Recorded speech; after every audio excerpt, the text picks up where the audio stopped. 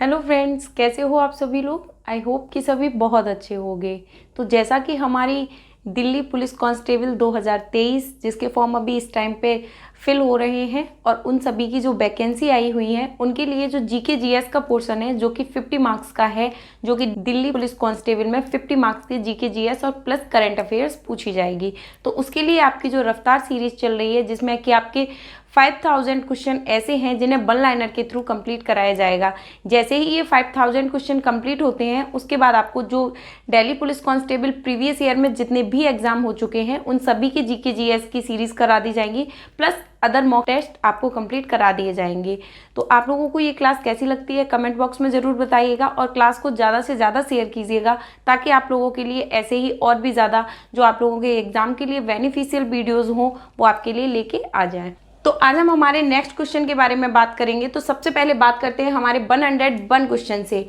तो 101 क्वेश्चन है, जनगणना 2011 के अनुसार दिल्ली का लिंगानुपात कितना है। तो जो दिल्ली में लिंगानुपात की संख्या है वो है 868। उसके बाद नेक्स्ट क्वेश्चन है, दिल्ली की दशकीय जनसंख्या वृद्धि दर 2001 से 2011 के अनुसार कितनी है। यानी दिल्ली की जो दशकीय यानी 10 सालों में जो जनगणना की जाती है, 10 सालों में जो दशकीय वृद्धि के बारे में पता लगाया जाता है, तो दिल्ली के अंदर वो 2001 से लेके 2011 तक अगर जोड़ी जाए तो वो कितनी रही है, तो वो रही है 21.2%। उसके बाद नेक्स्ट है, दिल्ली में 2011 की जनगणना के अनुसार सर्वाधिक जनसंख्या वाला राज्य कौन सा है। जिस राज्य में सर्वाधिक जनसंख्या घनत्व बढ़ा हुआ है वो राज्य कौन सा है, तो वो उत्तर पश्चिम में स्थित राज्य है। जो उत्तर पश्चिम में है उस राज्य में सबसे ज्यादा जनसंख्या वृद्धि देखी गई है। दिल्ली में कुल कितनी ग्रामीण जनसंख्या है। दिल्ली के अंदर जो कुल ग्रामीणों की संख्या है, जो कुल ग्रामीणों की जनसंख्या है वो कितनी है, तो जनगणना 2011 के अनुसार 419,319 यानी कि 4,19,319 4,19,319 अगर देखी जाए तो जो ग्रामीण जनसंख्या है वो 2011 के अनुसार वृद्धि हुई है। तो हमारा नेक्स्ट क्वेश्चन है, साक्षरता के आधार पर दिल्ली का स्थान देश के जो अन्य राज्य हैं जो कि केंद्र शासित प्रदेश हैं उनके अनुसार देखा जाए तो दिल्ली का कौन सा स्थान रहा है। साक्षरता के हिसाब में जो दिल्ली है, जितने भी हमारे केंद्र शासित प्रदेश हैं उनमें अगर देखा जाए तो जो दिल्ली है उसका जो स्थान है वो कौन सा रहा है, तो दिल्ली का स्थान 6वां रहा है। उसके बाद है, वर्ष 1966 में दिल्ली के श्रीनिवासपुरी से प्राप्त शिलालेख किस काल में निर्धारित किए गए थे। यानी वर्ष 1966 में दिल्ली के श्रीनिवासपुरी से प्राप्त शिलालेख किस काल का निर्धारित किया गया। यानी जो दिल्ली के श्रीनिवासपुरी से जो शिलालेख प्राप्त हुए हैं वो सभी शिलालेखों को कहाँ से निर्धारित किए गए हैं कि वो शिलालेख कहाँ के हो सकते हैं, किस काल के हैं, तो उन्हें मौर्य काल से माना जा सकता है। उसके बाद हमारा नेक्स्ट क्वेश्चन है, पहली बार दिल्ली में कहां से कहां तक दिल्ली मेट्रो चली थी। अगर देखा जाए तो दिल्ली के अंदर जो फर्स्ट टाइम में मेट्रो चली थी वो कहां से कहां तक चली थी, तो शाहदरा से 30 हजारी तक दिल्ली में सर्वप्रथम मेट्रो चली थी। उसके बाद हमारा नेक्स्ट क्वेश्चन है, उत्तरावर्ती मुगल स्थापत्य का सबसे बेहतरीन निर्माण जो कि इस्पारगंज का मकबरा कहाँ पर है। यानी कि जो उत्तरावर्ती मुगल साम्राज्य है उसका जो मकबरा बना हुआ है वो कहाँ पर है, तो वो दिल्ली के अंदर है। वो कहाँ पर बना हुआ है, दिल्ली के अंदर बना हुआ है। किस शासक ने दिल्ली से अपनी राजधानी स्थानांतरित कर आगरा को अपनी राजधानी बनाया। ऐसा कौन सा शासक था जिसने दिल्ली से अपनी राजधानी को हटाकर आगरा को अपनी राजधानी बनाया था, तो सिकंदर लोदी ने दिल्ली से अपनी राजधानी को जो शिफ्ट किया था उससे जाके आगरा को अपनी राजधानी बनाया था। ये कार्य किसने किया था, सिकंदर लोदी ने। किस सिख गुरु की हत्या औरंगजेब ने दिल्ली में करवा दी थी। कौन से ऐसे सिख गुरु थे जिनकी हत्या औरंगजेब के द्वारा दिल्ली के अंदर करवा दी गई थी, तो गुरु तेग बहादुर सिंह, जो गुरु तेज बहादुर सिंह थे उनकी हत्या औरंगजेब ने दिल्ली के अंदर करवा दी गई थी। उसके बाद नेक्स्ट क्वेश्चन की बात करते हैं, हड़प्पा सभ्यता किस युग की है। यानी जो हड़प्पा सभ्यता है वो किस युग की है, तो हड़प्पा सभ्यता कांस्य युगीन सभ्यता है। हड़प्पा सभ्यता एक कांस्य युगीन सभ्यता है। हड़प्पा सभ्यता की खोज किस वर्ष में हुई थी। जो हड़प्पा की सभ्यता की खोज हुई थी वो किस वर्ष में हुई थी, तो 1921 ईस्वी में हड़प्पा सभ्यता की खोज हुई थी। उसके बाद बात करते हैं हड़प्पा निवासी किस प्रमुख धातु से अपरिचित थे। हड़प्पा के जो निवासी थे वो ऐसी कौन सी धातु थी जिसके बारे में वो लोग जानते नहीं थे। तो लोहा एक ऐसी धातु थी जिसे हड़प्पा वाले जो निवासी थे, वहां के जो लोग थे, वो इस धातु से अपरिचित थे। इसके बारे में उन्हें कोई भी नॉलेज नहीं थी, क्योंकि जो हड़प्पा कालीन सभ्यता है उसे कांस्य युगीन सभ्यता कहते हैं। उन लोगों ने जिस चीज का सबसे ज्यादा, जिस धातु का यूज किया था, उस धातु को कांसा या कांस्य बोल सकते हैं। उसके बाद है सिंधु घाटी सभ्यता में विशाल स्नानागार कहाँ पर पाए जाते हैं। जो सिंधु घाटी सभ्यता है जिसकी खुदाई हुई थी, उसके बाद में जो खुदाई में जो अवशेष प्राप्त हुए थे, उन अवशेषों में जो विशाल स्नानागार प्राप्त हुए थे वो किस जगह से प्राप्त हुए थे। तो मोहनजोदड़ो में वो स्नानागार बने हुए थे, जिसे सिंधु घाटी सभ्यता की जब खुदाई की गई थी उस समय जो बड़े स्नानागार प्राप्त हुए थे वो कहाँ से प्राप्त हुए थे। तो मोहनजोदड़ो से प्राप्त हुए थे। भारत में खोजा गया सबसे पुराना शहर कौन सा था। इंडिया के अंदर जो सबसे पहले खुदाई के दौरान जो शहर सबसे फर्स्ट टाइम में खोजा गया था, जिसे सबसे पुराना शहर माना जा सकता है, वो शहर कौन सा था। तो उस शहर का नाम है हड़प्पा। हड़प्पा एक ऐसा शहर है जिसे कि सर्वप्रथम भारत में सबसे पुराना ऐसा शहर कहा जा सकता है जिसे कि खुदाई के दौरान खोजा गया था। हड़प्पा सभ्यता में हल से जोते गए खेतों के साक्ष्य कहाँ से मिलते हैं। हड़प्पा सभ्यता की जब सिंधु घाटी सभ्यता की खुदाई हो रही थी तो हड़प्पा के अंदर जो जुते हुए खेतों के अवशेष मिले हैं वो किस स्थान से प्राप्त हुए हैं। तो कालीबंगा से, या कालीबंगन एक प्रकार से बोल सकते हैं, वहां से जुते हुए खेतों के अवशेष प्राप्त हुए हैं। विशाल स्नानागार मोहनजोदड़ो से प्राप्त हुए हैं। उसके बाद है कालीबंगा स्थल राजस्थान के किस जिले में स्थित है। जो कालीबंगा स्थल है वो राजस्थान के किस जिले में स्थित है। तो हनुमानगढ़ में जो कालीबंगा स्थल है वो वहां पर स्थित है। उसके बाद है हड़प्पा सभ्यता का सर्वाधिक मान्यता प्राप्त काल कौन सा है। हड़प्पा सभ्यता का जो सर्वाधिक मान्यता प्राप्त काल माना जाता है, जिस काल को सबसे ज्यादा इंपॉर्टेंस दी जाती है, सबसे ज्यादा मान्यता दी जाती है, वो कौन सा समय था। तो उत्तर 2500 ईस्वी पूर्व से 1700 ईस्वी पूर्व तक का समय ऐसा था जिस काल को बहुत ज्यादा इंपॉर्टेंट काल, बहुत ज्यादा उस काल को मान्यता प्रदान की गई थी। उसके बाद है भारत की आर्थिक राजधानी क्या है। जो भारत की आर्थिक राजधानी अगर पूछी जाती है तो वो कौन सी है, तो उसे बोला जाता है मुंबई। यानी मुंबई को भारत की आर्थिक राजधानी के रूप में जाना जाता है। जैन धर्म के प्राचीन आगम ग्रंथों की भाषा क्या थी। जैन धर्म में जो सबसे पुराने ग्रंथ थे वो जिस भाषा में लिखे जाते थे उस भाषा को कौन सी भाषा कही जाती थी। तो वो भाषा थी प्राकृत भाषा। जैन धर्म के जितने भी प्राचीन ग्रंथ थे वो सभी प्राकृत भाषा में ज्यादातर लिखे गए थे। उसके बाद हमारा नेक्स्ट क्वेश्चन है, किस चीनी शासक ने 1941 ईस्वी में मोहम्मद बिन तुगलक के दरबार में अपना राजदूत भेजा था। ऐसा कौन सा चीनी शासक था जिसने 1341 ईस्वी में मोहम्मद बिन तुगलक के दरबार में अपने राजदूत को भेजा था। तो वो शासक था तोगन तिमूर। तोगन तिमूर एक ऐसा शासक था, चीनी शासक था, जिसने मोहम्मद बिन तुगलक के दरबार में अपने राजदूत को भेजा था। उसके बाद है मयूर सिंहासन किसने बनवाया था। ऐसा सिंहासन जो कि एक मयूर की आकृति की तरह था, जिसे मयूर सिंहासन बोला जाता था, उस सिंहासन का निर्माण किसके द्वारा करवाया गया था। तो शाहजहां के द्वारा मयूर सिंहासन का निर्माण कराया गया था। ये क्वेश्चन दिल्ली पुलिस कांस्टेबल में पिछली बार जो प्रीवियस ईयर में हुए थे उनमें भी पूछा गया था। उसके बाद है शाहजहां की बेगम का क्या नाम था। जो शाहजहां थे उन्होंने अपनी बेगम की याद में ताजमहल का निर्माण करवाया था। ताजमहल कहाँ पर स्थित है, तो ताजमहल आगरा के अंदर स्थित है।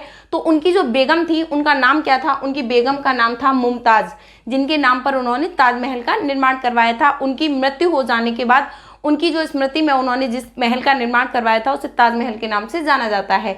मयूर सिंहासन को बनाने वाले कलाकार का क्या नाम था।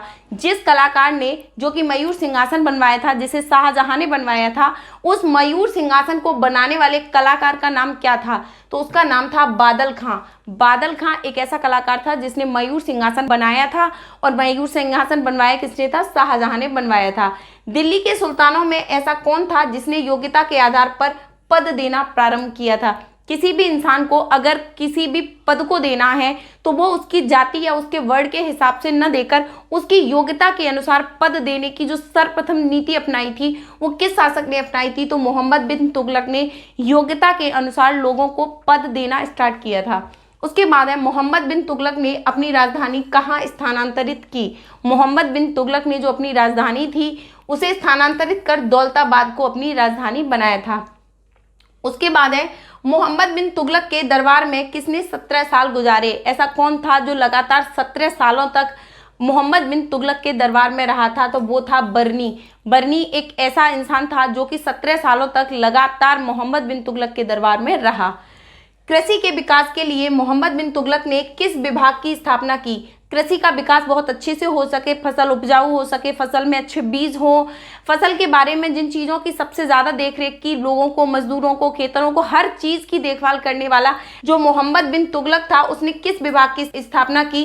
तो दीवान कोही एक ऐसा विभाग उसने बनाया जिसके द्वारा कृषि के क्षेत्र में जितने भी विकास होने हैं, कृषि के क्षेत्रों में जो भी इंपॉर्टेंट कार्य करने हैं, वो सभी कार्य मोहम्मद बिन तुगलक के द्वारा कराए जा सके।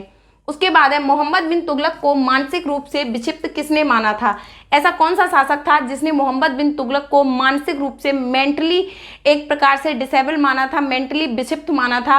वो था ब्रिटिश इतिहासकार एला फिंस्टन। ब्रिटिश इतिहासकार थे एक जिनका नाम था एला फिंस्टन, जिन्होंने कि मोहम्मद बिन तुगलक को मेंटली डिसऑर्डर यानी एक मेंटली डिसऑर्डर से ग्रसित माना था। उसके बाद है मोहम्मद बिन तुगलक ने किसे चीन के शासक तोगान तिमूर के दरबार में अपना राजदूत बनाकर भेजा था? तो वो थे इब्न तूता। उसके बाद नेक्स्ट क्वेश्चन है महावीर ने जैन धर्म के सिद्धांतों में कौन सा सिद्धांत जोड़ा था? महावीर स्वामी ने जैन धर्म के सिद्धांतों में एक सिद्धांत और जोड़ा था, वो कौन सा था? वो था ब्रह्मचर्य। ब्रह्मचर्य को जैन धर्म में किसने जोड़ा था? महावीर स्वामी ने। महावीर के निर्माण के बाद जैन संघ का अगला अध्यक्ष कौन हुआ था? जैन संघ का जो अगला अध्यक्ष बना था महावीर स्वामी के बाद, वो कौन था? वो था सुधर्मन। उसके बाद है वैदिक काल में यव किसे कहा जाता था? वैदिक काल में जो यव शब्द का प्रयोग होता था वो किस चीज को कहा जाता था? तो वो कहा जाता था जौ को, यानी जो जौ होते हैं, गेहूं के साथ में जो जौ होते हैं, उनको यव के नाम से संबोधित किया जाता था।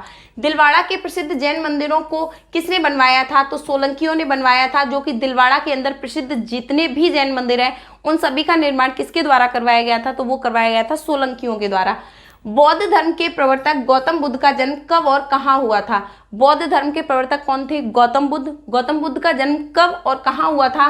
तो 1563 ईस्वी पूर्व लुम्बिनी में गौतम बुद्ध का जन्म हुआ था। 1563 ईस्वी पूर्व लुम्बिनी में गौतम बुद्ध का जन्म हुआ था, जो कि बौद्ध धर्म के प्रवर्तक माने जाते हैं। शाक्य राजवंश के किस राजकुमार ने एक महान धर्म की स्थापना की थी? सिद्धार्थ ने। जो शाक्य वंश था उसके कौन से राजकुमार ने एक महान धर्म की स्थापना की थी? तो उनका नाम था सिद्धार्थ।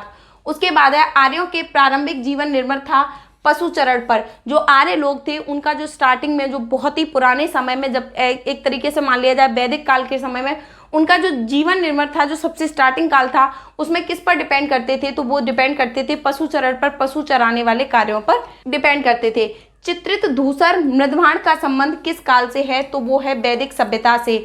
मृदभाण और जो धूसर थी, इन सभी चीजों का संबंध किस काल से है? तो वैदिक सभ्यता से या वैदिक काल से है।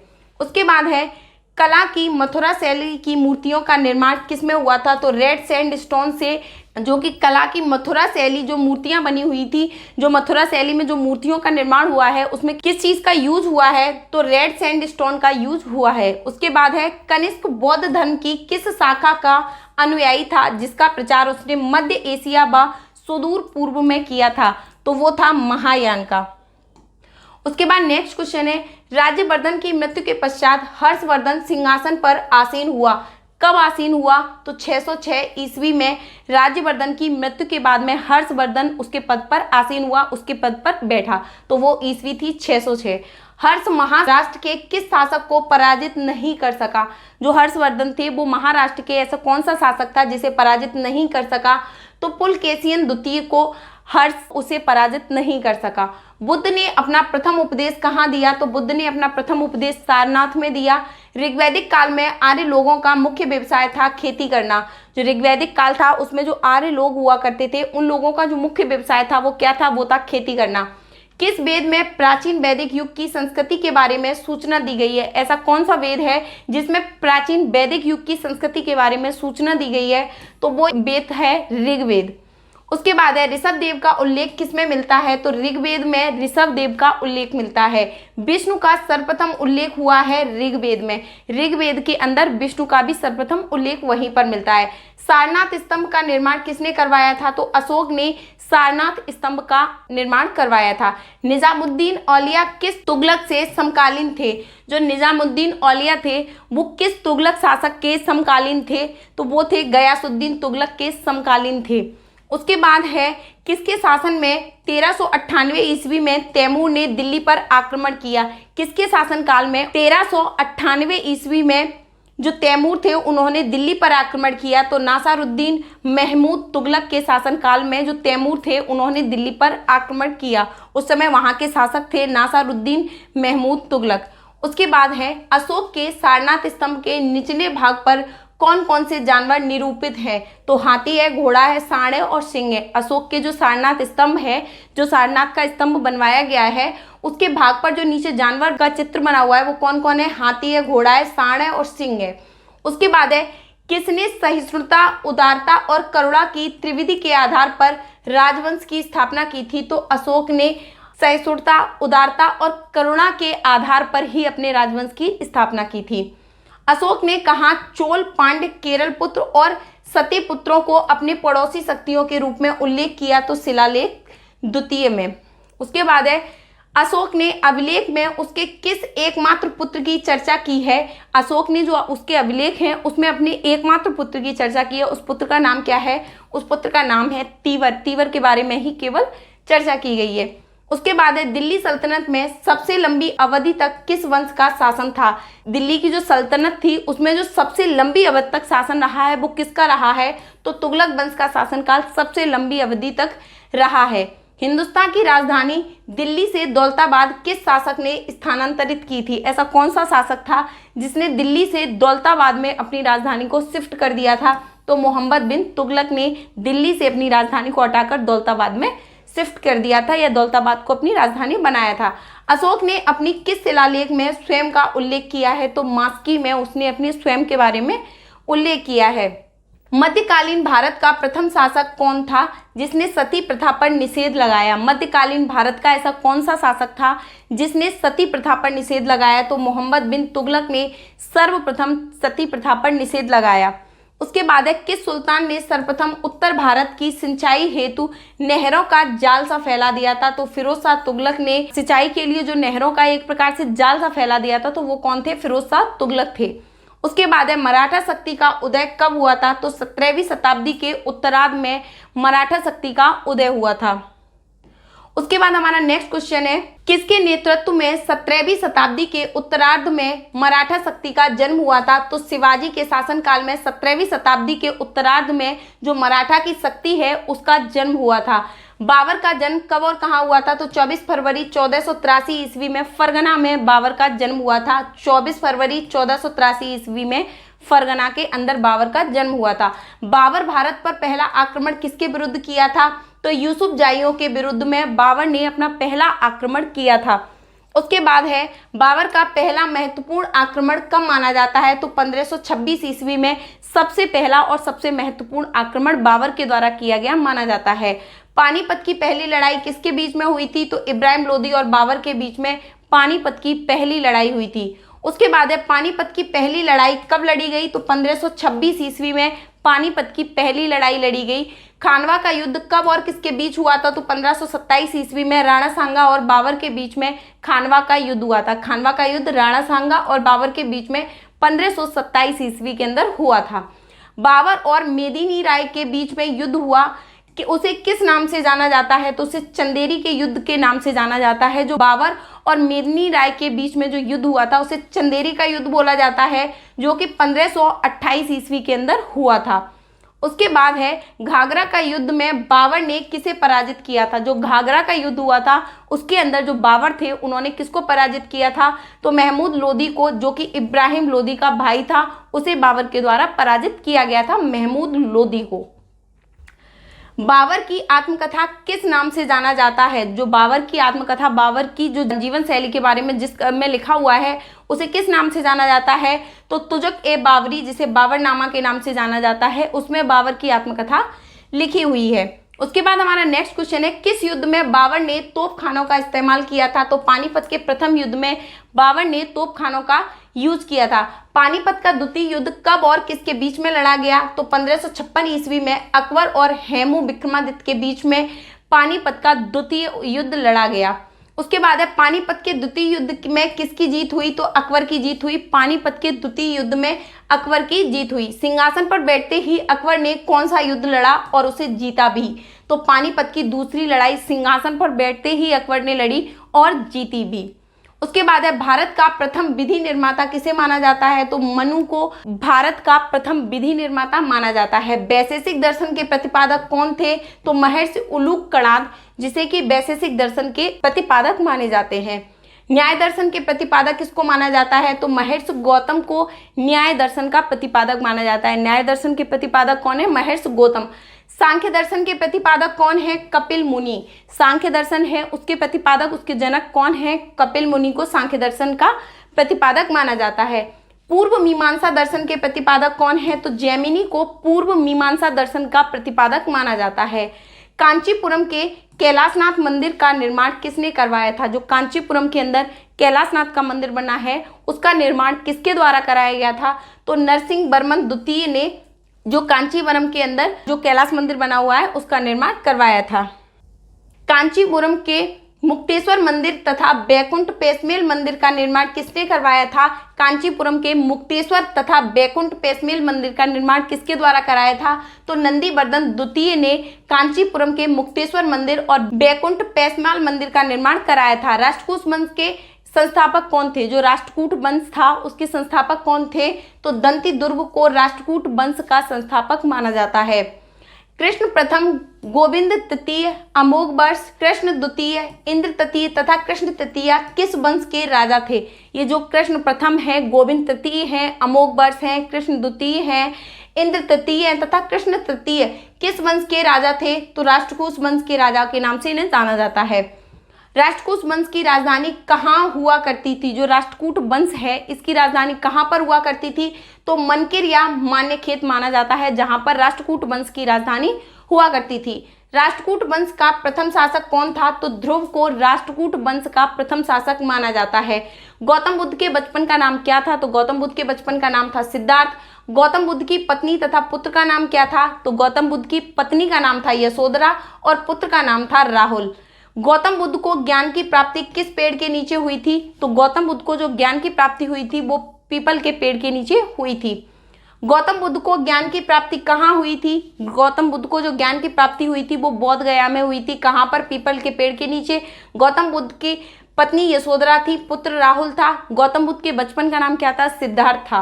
गौतम बुद्ध ने अपना प्रथम उपदेश कहाँ पर दिया? तो सारनाथ के अंदर गौतम बुद्ध ने अपना फर्स्ट टाइम प्रथम उपदेश दिया था।